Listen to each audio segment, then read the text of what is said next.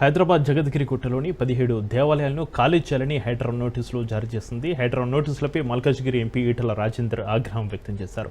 దేవాలయాలు హిందువుల విశ్వాసాలకు ప్రతీక అని ఈటల రాజేందర్ అన్నారు.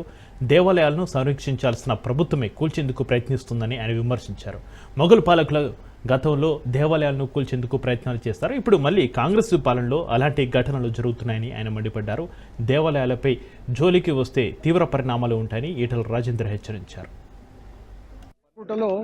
హైడ్రా గుళ్ళకు నోటీసులు ఇచ్చింది కూలగొడతాను. ఇవాళ మీరు కూలగొడతా అని చెప్తున్నటువంటి కాంపౌండ్ వాల్స్ కానీ కూలగొడుతున్నట్టు చెప్పేటువంటి ఈ గుళ్ళు కానీ అవి సిమెంటు ఇటుకల కాంపోజిషన్ కాదు, అవి ప్రజల విశ్వాసాలు. నువ్వు ఆ కాంపౌండ్ వాళ్ళు కూలగొట్టడం అంటే, ఆ గుళ్ళ మీద నీ జేసీబీ దాడి చేయడం అంటే ఇక్కడ ప్రజల విశ్వాసం మీద దాడి చేసినట్టుగా, మా సనాతన ధర్మాన్ని మీద దాడి చేసినట్టుగా, మా గుండెల మీద దాడి చేసినట్టుగా మేము భావించాల్సి వస్తుంది. వాళ్ళని ప్రభుత్వానికి ఎక్కడ కూడా ఇంతవరకు గుళ్ళ జోలికి పోవటం లేరు.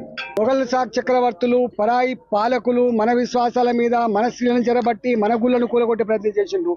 నీ ప్రభుత్వం ఇలా రేవంత్ రెడ్డి గారి ప్రభుత్వం మా 17 గుళ్ళకు మొట్టమొదటిసారి నోటీసులు ఇచ్చి ఆనాటి దుర్మార్గ పాలకుల యొక్క దాన్ని మళ్ళీ గుర్తు చేసే ప్రయత్నం చేస్తున్నావు. ఇది మంచిది కాదు అని చెప్పి నేను డిమాండ్ చేస్తా ఉన్నా. 17 గుళ్ళకి ఇచ్చినటువంటి నోటీసుల్ని బేషరతుగా విత్డ్రా చేసుకోవాలని చెప్పి నేను డిమాండ్ చేస్తా ఉన్నా. తోపికే సర్వీస్ చేస్తా అని చెప్పి హామీ